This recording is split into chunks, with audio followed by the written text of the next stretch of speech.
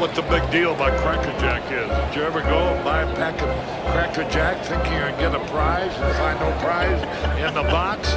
You got to be kidding me. You have got to be kidding me. Freehand is beating his net at the plate. Crawford is over there watching. Good see, sir. You're in the wrong seat, buddy. Come on. Oh, I must be in the front row. Part of what's going on with the Tigers and finances in general is the changing landscape of baseball and especially the TV rights. As the Tigers, amongst other teams, including your Brewers, all opted out of their TV deals for 2026. As I believe the holding company now is called Main Street Sports or Main Street Holdings. That's a replacement after the bankruptcy of Diamond Sports Holdings. Yes. Diamond Sports Group. They went, the original parent company went bankrupt. Now this second renegotiation or reincarnation of this is about to go bankrupt. So that those 9 teams remaining, including my Tigers and your Brewers, decided this is a sinking ship and have opted out of their 2026 deals. There is no confirmation of what they will be doing and how fans will watch those teams. Major League Baseball has said they will step in as they have in other situations, including San Diego, I know for sure. There's been a couple others. I think it was Arizona that MLB has taken over production. They basically hire, whoever. It's fan sports, FanDuel Sports Detroit has been the entity that's been broadcasting games for the last 2 years. Basically, MLB hires those entire crews and just finds a way to broadcast them if Main Street Sports can't do it. So the issue is they have no money coming in from TV deals, which used to be a cash cow for all major league teams and still is for some teams, including the Los Angeles Dodgers, who make a reported $350 million per year just off their TV deal. And the Tigers and teams like the Tigers and Brewers get zero right now. So that's kind of shaping the landscape of why maybe the Tigers and Brewers aren't spending a bunch of money in free agency this year. Tigers did add Kenley Jansen and have a hell of a back end of the bullpen when you add that to re-signing Kyle Finnegan and then add the closer or wherever you need him to be, Will Vest. We've got three solid pitchers that can close out games, whatever you need them to do in certain leverage situations.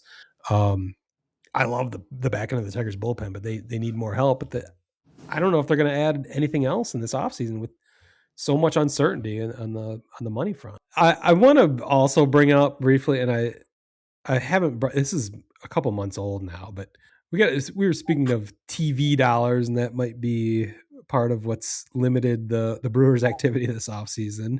Wild speculation on my part, but the idea that they don't even have a local TV deal. But Major League Baseball is also struggling on the national broadcasting front, as I think the only way to describe Rob Manfred's negotiation tactics is the same as George Costanza, as he's held out from specifically a deal with ESPN for less money.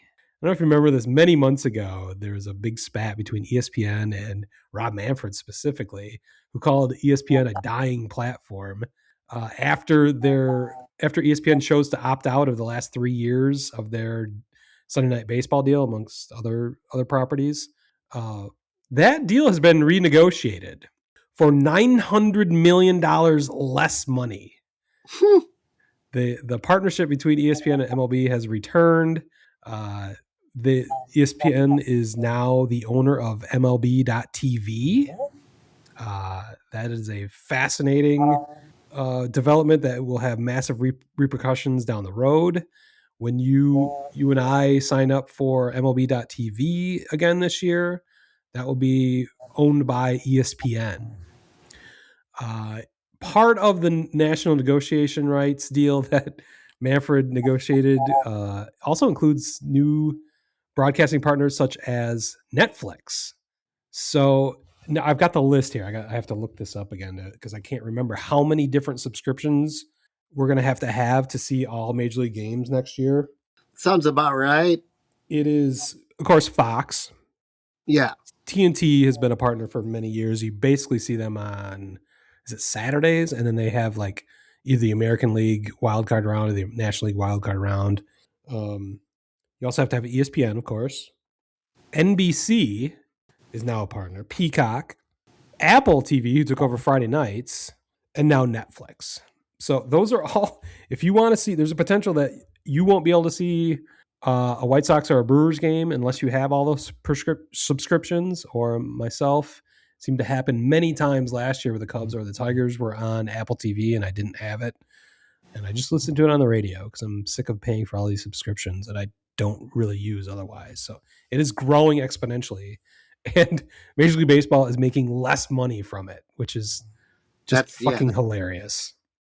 But they're still making a lot of money, so it's money. But if they just hadn't like tried to piss on ESPN, and like Rob Manfred said, you know, he's like, you didn't break up with me, I'm breaking up with you, and just the acrimony involved, and then he has to come groveling back. I want you back for less money. Back. Yeah, I'll take less. I just find it hilarious. So Rob Manfred, once again, I guess we can revive it. He is our asshole of the week. Of a lifetime. Post-game show is brought to you by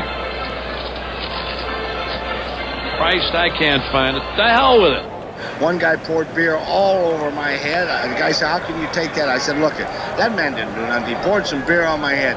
He's just showing he's a White Sox fan. There ain't nothing wrong with that. Sparky, a million thanks for, as always, the most interesting interview. And now today, let's just have a lot of thrilling baseball and not so many fisticuffs. Word Hole Media.